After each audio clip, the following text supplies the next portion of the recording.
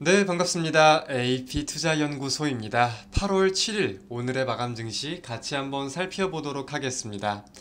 양대 증시 모두 하락 마감한 하루였습니다. 금일 코스피는 0.85%, 그리고 코스닥은 2.20%, 양대 증시가 모두 하락 마감하였는데요.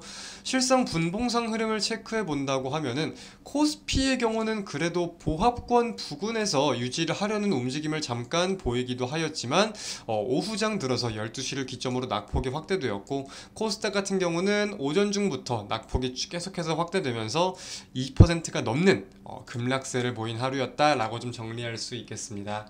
전거래일 미국 증시가 좀 약보합권에서 마감이 되었어요. 이제 해당 내용을 좀 간단하게만 살펴보자면, 미국의 고용 보고서가 발표가 되었는데 해당 내용은 긍정적으로 풀이가 되었습니다. 그래서 국채 금리도 하락하고 달러화도 약세를 보이면서 미국 증시가 상승 출발하기도 하였지만, 장중에 이제 애플 관련된, 애플이 전 세계 대장주라고 제가 지난주 수차례 좀 강조를 드렸었죠.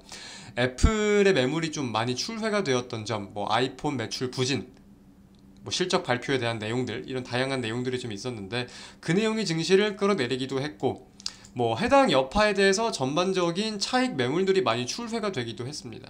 그래서 미국 증시 3대 증시가 모두 좀 하락 마감을 하였고, 오늘 국내 증시도 실상 부진한 흐름을 좀 이어가는데, 그 와중에 에코프로 BM 이와 같은 최근 시장 변동성에 가장 크게 기여를 하던 2차전지 업종이 약세를 보이면서 코스닥 같은 경우는 보다 낙폭이 더 확대되지 않았나 라고 좀 판단을 하고 있습니다. 그래서 오늘 좀 에코프로 이런 차트들을 본다면, 에코프로 BM이 10.64%, 꽤나 거대한 낙폭을 보였습니다. 그리고 에코프로도 마찬가지로 9.20%. 에코프로 같은 경우는 일봉상 우리가 확인을 했을 때 20선에 대한 지지를 항상 좀 보여줬던 종목인데, 이제 여기서 그 지지 여부를 보여주고 반등을 하느냐, 추세를 이탈시키느냐 여부를 좀 주목할 필요가 있겠네요. 결국은 이 에코프로에 대한 움직임이 코스닥의 움직임을 좌우하고 있는 상황이니까, 그죠? 에코프로 BM도 마찬가지겠죠. 그래서 이제 이 두 종목을 포함해가지고 전반적으로 꽤나 강세를 보였었던 2차전지 업종들에서 지금 매물이 출회가 되고 있는 분위기를 분명히 좀 인지를 할 필요는 있을 것 같아요.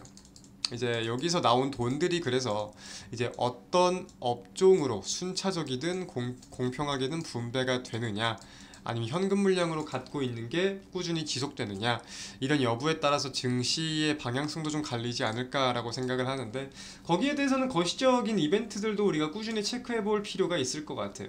좀 인플레이션과 관련해서 긍정적인 내용이 있습니다. 일본 보도를 좀 확인하다 보니까 이런 내용이 나왔어요.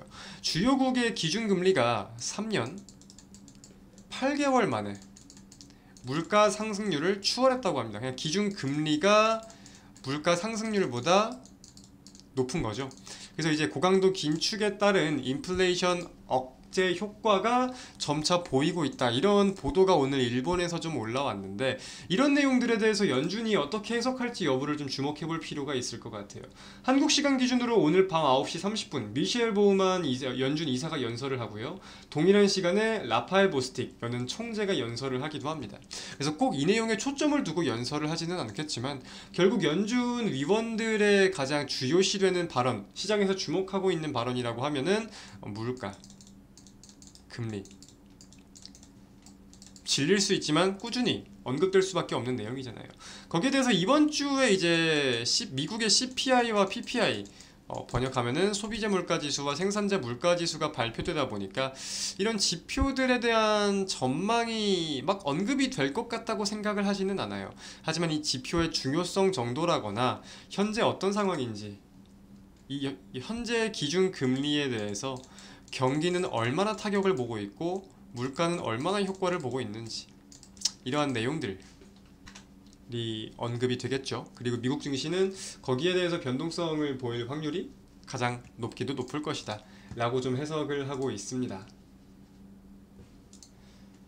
이어가지고 우리 양대 증시 기술적으로 좀 살펴보자고 한다면, 코스피 같은 경우는 일봉상으로 사실 꾸준히 저점과 고점이 높아지고 있는 추세라는 거는 아직 우리가 인지할 필요는 있을 것 같습니다. 저점과 고점이 꾸준히 올라가고 있는 흐름에 대해서 맞는데, 그렇다면 우리가 함께 생각을 해봐야 될 게 기존적인 저점을 이탈 안 하는 것도 굉장히 중요하겠다는 거겠죠. 이렇게를 파동으로 봤을 때 이런 그림이 나와야 되는 거니까, 그죠? 코스닥 같은 경우는 저점은 꾸준히 올라가도 고점이 꾸준히 올라가는 흐름은 아니었어요.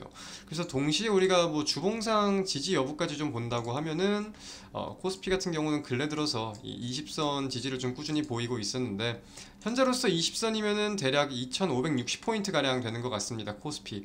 그래서 이 부분 지지 여부 좀 확인해 볼 필요가 있겠고, 코스닥은 근래 들어서 60선을 좀 지지하는 모습들이 보였었네요. 이 자리를 좀 우리가 같이 해석을 한다면 60선에 사실 맞닥뜨려져 있는 모습인데, 60선을 꾸준히 지켜주면서 저점이 올라가는 흐름을 지켜줄 것인지, 기존적인 저점을 이탈한다는 거에 대해서는 추세 이탈로서도 우리가 좀 생각을 해봐야 되기 때문에, 이러한 하락 추세에 대해서는 다시금 기존 저점보다 위에서 자리를 잡는지 아니면 기존 저점을 이탈시키고 추세를 깨는지, 이 여부를 주목할 필요도 있을 것 같습니다.